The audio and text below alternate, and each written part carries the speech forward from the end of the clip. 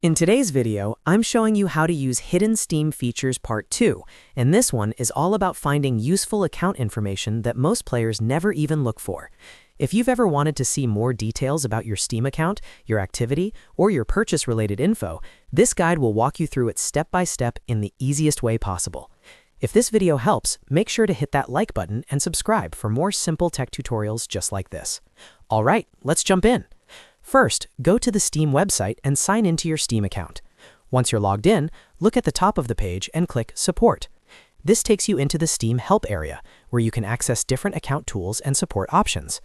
Next, click My Account. This is the section that gives you access to account-specific help and hidden information features. After that, look for Data related to your Steam account and click it. This is where Steam organizes a lot of your account data in one place, making it much easier to find the information you need.